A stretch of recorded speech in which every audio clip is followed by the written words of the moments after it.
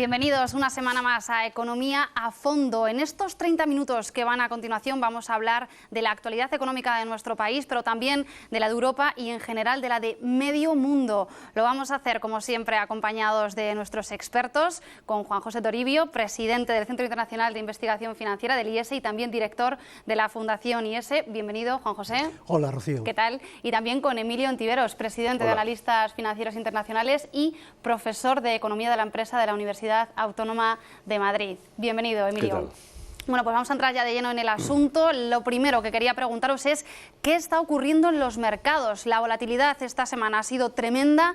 Ya los inversores se despiertan con miedo, no solamente con la pregunta, la incógnita en la cabeza de qué va a pasar, sino de cuánto van a ganar o perder, porque ya no hay previsibilidad, ya no son previsibles las bolsas. Y os pregunto esto, ¿qué está ocurriendo en los mercados? Pues la volatilidad, decías, esta semana ha sido tremenda y es verdad, pero no solo esta semana. Viene desde mediados de agosto siendo una volatilidad muy pronunciada. La verdad es que desde la primavera pasada hasta agosto había una tendencia de descenso, no suave, pero al menos uniforme. Y a partir de agosto ha seguido como tendencia este descenso, pero dentro de una volatilidad muchísimo más marcada. ¿Y esto por qué? Yo no creo que las bolsas reflejen siempre la situación de la economía, pero yo creo que en este momento la están reflejando, y reflejando bastante bien. No hay más que leer el informe Perspectivas Económicas que ha publicado el Fondo Monetario Internacional esta semana para ver que esa volatilidad o esa incertidumbre es justamente la incertidumbre que existe respecto a la economía. Dice el fondo, en cuanto a los países avanzados, se ha observado en los últimos tiempos, y así lo refleja la bolsa, una tendencia seria hacia, si no una recesión, por lo menos a una desaceleración muy marcada en el crecimiento económico. Y esto a su vez nos dice por dos razones. Una, porque no se han alcanzado lo que llama el equilibrio interno, que quiere decir la demanda privada interna no ha tomado el relevo del fuerte gasto público que ha habido en los últimos años en todos los países. Cuando este gasto ha empezado a retirarse, resulta que la demanda interna no había tomado el relevo, o sea que no se ha cebado la bomba, podríamos decir, y esto incide seriamente sobre la economía. Y por otra parte, porque tampoco se ha logrado lo que llama el equilibrio externo, es decir, sigue la actividad económica muy centrada en un área determinada, como el Pacífico, que está haciendo o ejerciendo un efecto arrastre sobre las economías productoras de materias primas, pero no sobre las economías productoras de bienes y servicios finales como son las nuestras, con lo cual hay una desaceleración económica importante. Y el segundo tema que señala el Fondo Monetario Internacional es un incremento muy fuerte en cuanto a la inquietud relativa a los mercados de deuda pública. Obviamente, pues que los gobiernos parecen incapaces de poner encima de la mesa una política de reducción o de consolidación del déficit público, y cómo eso se ha trasladado además a los bancos. Y entonces todo el sector bancario está en los momentos actuales en entredicho en una gran parte del mundo. Con todas esas cosas encima de la mesa, pues es lógico que tengamos esta volatilidad bursátil, ¿no? Emilio, ¿están los inversores además ya escaldados de tantas promesas? ¿Puede ser esa una de las...? Las bolsas caen porque se ha intensificado la aversión al riesgo. No es normal que caiga un 5% todas las bolsas y se sitúen al borde del desplome, aun cuando es verdad, como decía Juan José, que llevamos un año largo de correcciones bursátiles significativas, ¿no? Ahora lo que ha caído básicamente son los mercados de renta variable, y los mercados de renta variable lo que cotizan son posibilidades de generación de beneficio de las empresas que están admitidas a cotización. Y es verdad que el contexto general es de bajo crecimiento e inestabilidad financiera, pero hubo un desencadenante, porque anteayer, o cuando se conocieron los informes del fondo, en mi opinión es más relevante el informe de estabilidad financiera que el de previsiones económicas, subieron incluso. ¿Qué hubo nuevo? Hubo un anuncio por parte de la Reserva Federal de una nueva medida, de una herramienta de emergencia que fue precedida de un diagnóstico.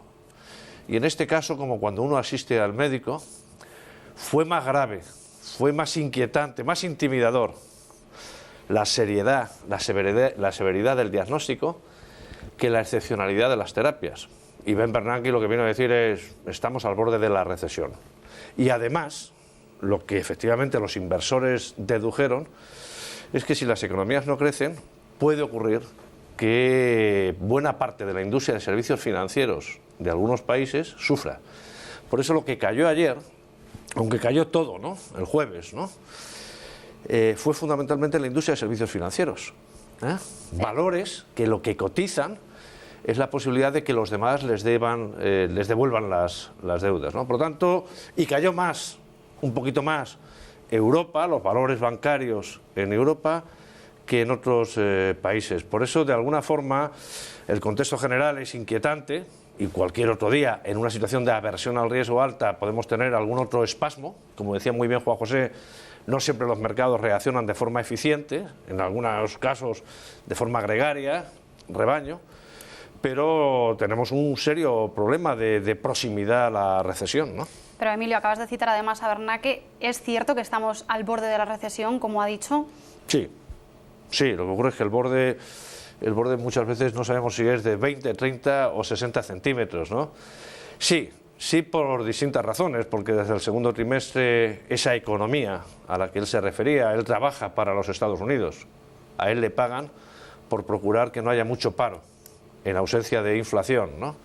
Y esa economía desde el segundo trimestre viene desacelerando su ritmo de crecimiento, como casi todas, y además ha tenido una serie de indicadores, no solo financieros, reales, contemporáneos y prospectivos, que a una persona tan respetable, en mi opinión, profesionalmente como Ben Bernanke, y académicamente un gran conocedor de la Gran Depresión, pues lógicamente le han llevado a proponer en esa reunión maratoniana de 2 días, una reunión excepcional del Comité Ejecutivo de la Reserva Federal, medidas que no tienen antecedente, ¿no? Si no es en la época, quiero recordar, de Kennedy, ¿no?, que es esa operación de Twist, los menos jóvenes llamaríamos de Twist and Shout, porque es una operación dura, aun cuando no suponga una alteración del balance de la Reserva Federal, supone escenificar que se está apelando a una medida muy extraordinaria. Y yo creo que eso también los mercados lo cotizaron. ¿Cómo deben estar las cosas?,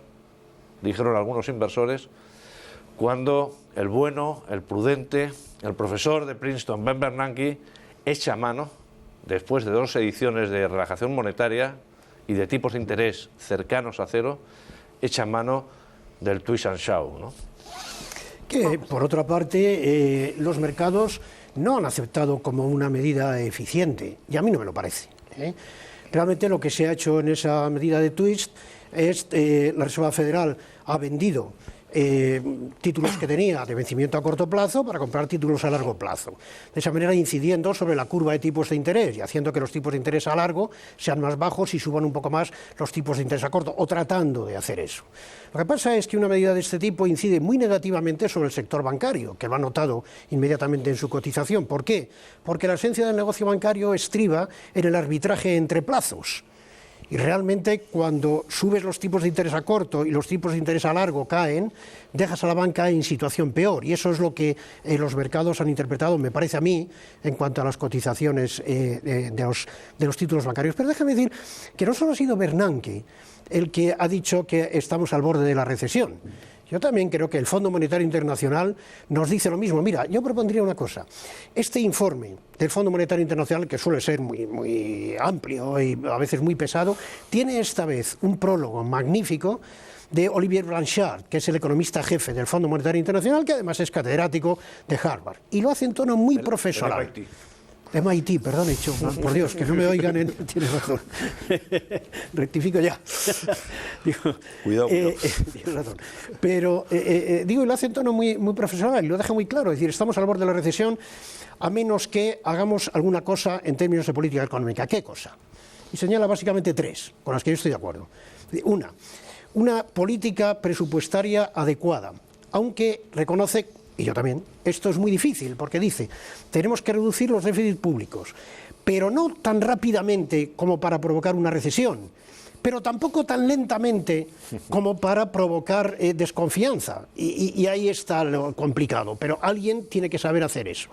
El segundo tema dice, en términos de política financiera, y tiene toda la razón, hay que recapitalizar un número importante de bancos, especialmente en Europa. Luego, si quieres, hablamos de ello, y el otro día también hablamos de ese asunto. También estoy de acuerdo con esa medida. Y en tercer lugar, dice política, hombre, con corrección política, dice política de reequilibrio en el comercio internacional. En realidad lo que está queriendo decir es, los chinos tienen, quieran o no, que revaluar su moneda, porque si no va a ser muy difícil que salgamos de esta, porque no tenemos la demanda externa para salir de ello. De manera que si no hacemos esas tres cosas, sí estamos al borde de la recesión. Pero yo creo que alguien tiene que saber hacer esas cosas y sacarnos de ella, ¿no? ¿Y qué os parece además el Fondo Monetario Internacional, que esta semana ha vuelto a dar un varapalo a nuestro país? Ha dicho que no vamos a crecer tanto como pensábamos, en concreto lo ha reducido casi a la mitad, un 1,1% del Producto Interior Bruto frente al 2,3% que había pronosticado en su día el Ministerio de Economía. Además ha dicho que estamos en una situación económica que se ha debilitado bastante, que no acabamos de crecer al nivel de Europa. ¿Qué os parece? Yo no diría, Rocío, que ha sido un varapalo particularmente duro, ¿no? Leyendo con detenimiento. Bueno, lo que hace el fondo, está muy bien que Juan José haya destacado el prólogo, porque es una pieza muy interesante en los tiempos que corren, que guarda una cierta equidistancia entre radicalismos fiscales y estímulos a ultranza, ¿no? Bueno, revisa a la baja a todo el mundo, y si recordamos, no hay ninguna economía avanzada que crezca cerca del 2%. Con la excepción de Japón, gracias, el año que viene, a que Japón va a inyectar dinero público para reconstruir, para invertir en obra pública. Toda Europa se reduce su ritmo de crecimiento y a la economía española la sitúa, quiero recordar, en el mismo ritmo de crecimiento el año que viene que el promedio de Europa. Por contra, sí reconoce que se han hecho una serie de deberes, y de forma textual habla de deberes, de actuaciones en el sistema financiero español, que subraya favorablemente, y orientaciones también primigenias, iniciales, en la hacienda pública. Pero lo diga o no lo diga el Fondo Monetario Internacional, no hace falta que diga el Fondo Monetario Internacional nada para asumir que la economía española está inmersa en un cuadro de desaceleración muy pronunciado, con un ritmo de crecimiento por debajo de lo que dice el Gobierno, tanto este año, que no va a crecer por encima del 0,8%, como el año que viene, y en ambos casos insuficiente para arañar algo de esa tasa de desempleo. En este caso no vale el refrán ese español de mal de muchos, consuelo de tontos, porque que la economía española crezca en el entorno del 1% este año y el que viene es una muy mala noticia, porque nuestra tasa de paro es básicamente el doble de la media de Europa. Pero entonces, por ejemplo, yo lanzo esta pregunta a Juanjo, ya sabiendo estas previsiones, estos avisos que nos lanza instituciones como el Fondo Monetario Internacional, ¿qué necesitamos hacer? ¿Tendríamos que hacer más recortes, por ejemplo, para ponernos un poco en la línea de lo que se espera de nosotros? Mira, el problema es que si no crecemos lo que el Gobierno había previsto, 1,3% este año y 2,3% el año que viene, sino, como dice el Fondo, 0,8% este año y 1,1% el que viene, la mitad, el año que viene lo previsto por el Gobierno, como tú dices muy bien, digo que el problema es que si no crecemos, como decía el Gobierno, sino de esta forma, vamos a tener un déficit presupuestario probablemente mayor. Y un déficit presupuestario probablemente mayor no tendría, mayor del previsto, quiero decir, no tendría gran importancia si no fuera porque los mercados internacionales nos tienen en los momentos actuales bajo su punto de mira. De manera que en las circunstancias actuales concretas de la economía española, sí que un crecimiento más bajo, que llevará a menos ingresos tributarios, nos obliga a mayores recortes presupuestarios.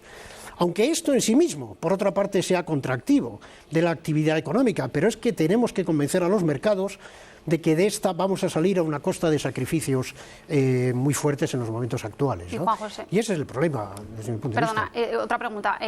El crecimiento está directamente relacionado con el empleo. La gente en la calle se puede preguntar, si no crecemos, ¿esto quiere decir que tampoco va a crecer la creación de empleo? ¿Qué va a pasar? Mira, eso es verdad, y es más verdad cuanto más rígido sea nuestro mercado de trabajo.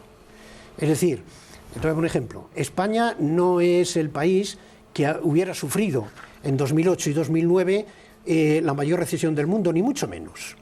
Sin embargo, fue el país que generó más desempleo. y esto tiene mucho que ver con la estructura del mercado de trabajo, de manera que entre los deberes que sí hemos hecho en España, decía Emilio, yo estoy de acuerdo, hay uno que no hemos hecho en absoluto, que hemos dicho que hemos hecho pero que no lo hemos hecho, que es la reforma del mercado de trabajo.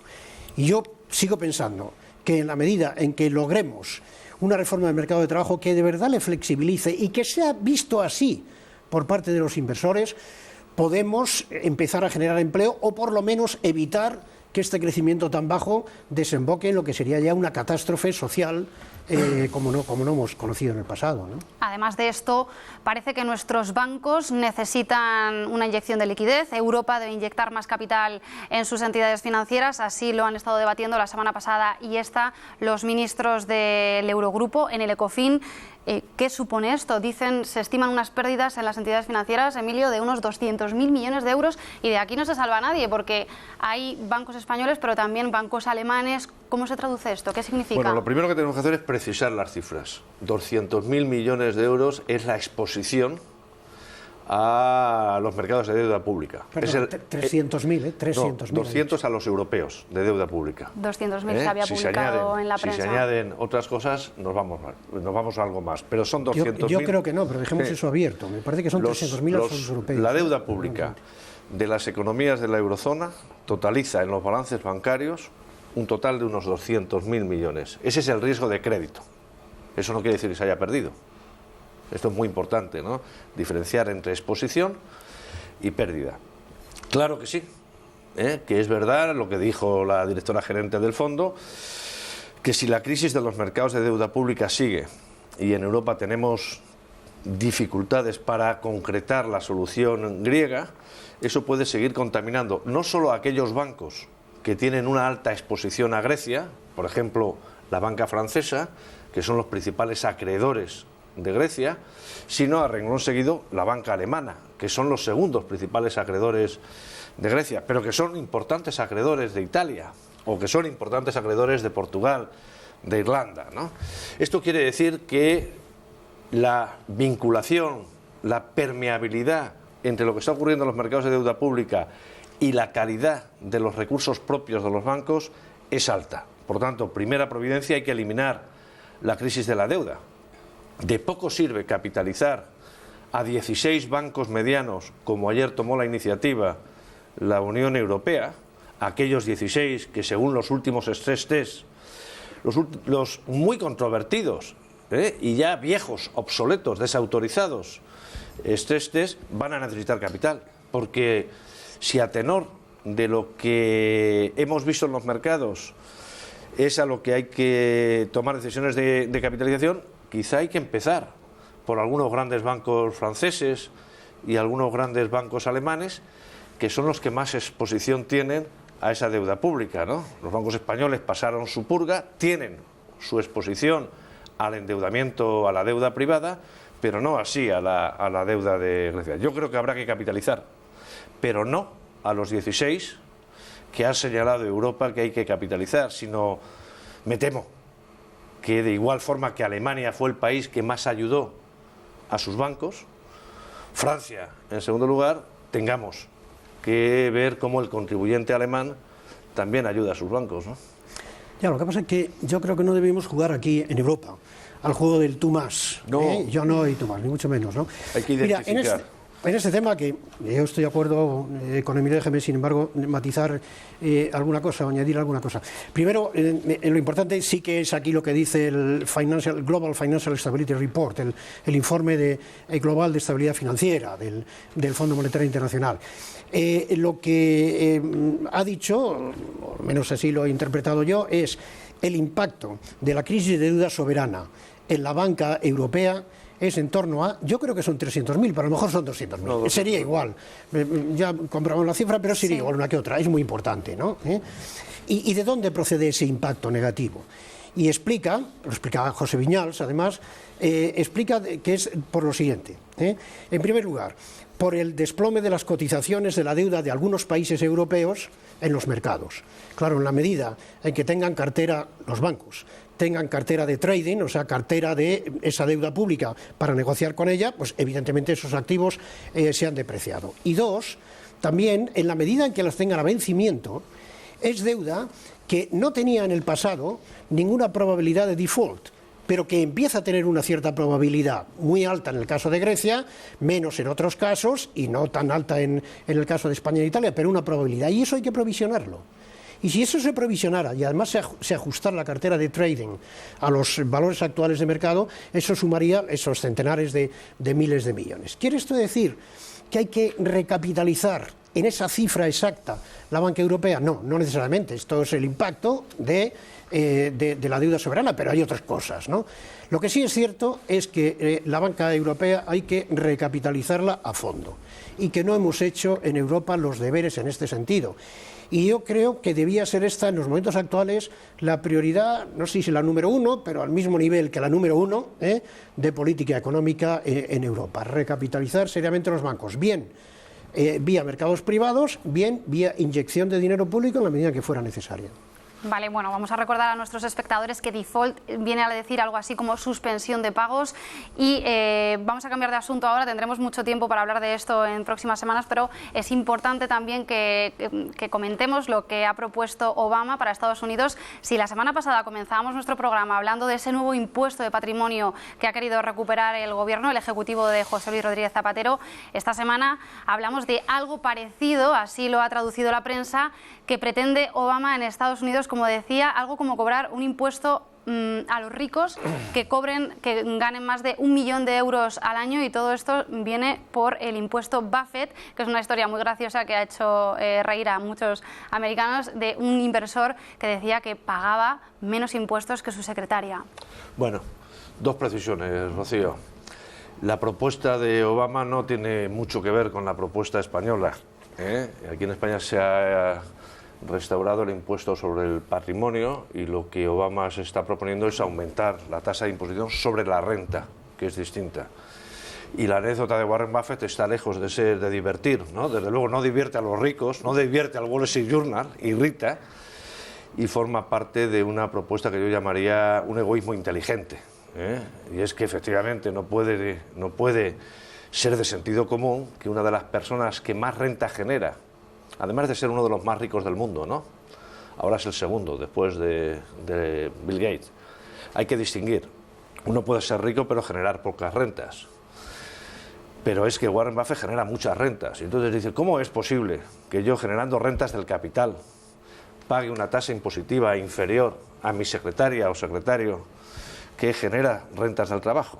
Y es verdad que eso es una inconsistencia cuando uno lee algo de Hacienda Pública, y de hecho la mayor parte de los ciudadanos estadounidenses, acaba de salir una encuesta en el Washington Post, lo que viene a decir es, oiga, bueno, vamos a corregir esta inconsistencia. Ocurre además que otro de los propósitos en los que hay un amplio consenso en Estados Unidos es que esas reducciones de gastos, que tienen que ver con gastos de todo tipo, también gastos sociales, etcétera, se vean compensados con aumentos en los impuestos. En mayor medida,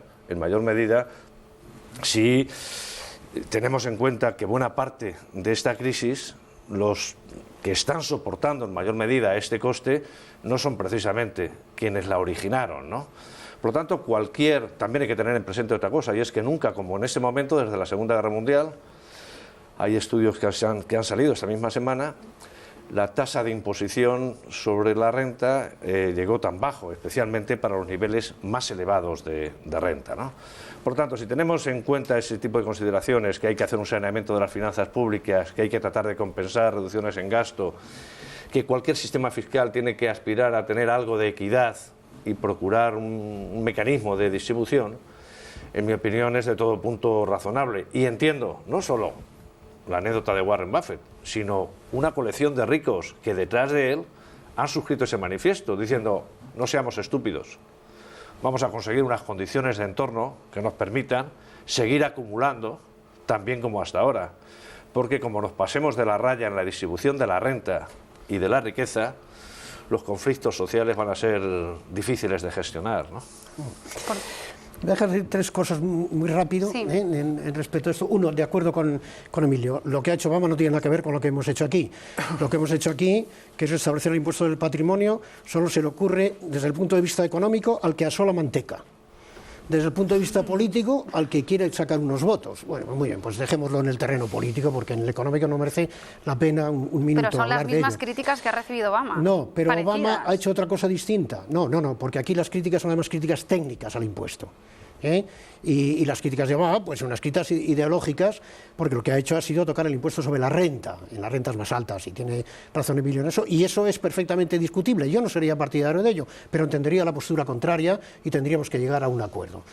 Aquí me parece que hay un acuerdo casi total entre los técnicos, en que el impuesto del patrimonio no tiene el menor sentido. Bueno, eso, punto número uno. Punto número dos, Obama no solo ha hecho eso, no solo ha subido el impuesto sobre la renta por este tema de Warren Buffett, también ha reducido una serie de desgravaciones tributarias que se habían establecido para rentas superiores a 250.000 euros en la época anterior de Bush, y ha recortado otras desgravaciones tributarias.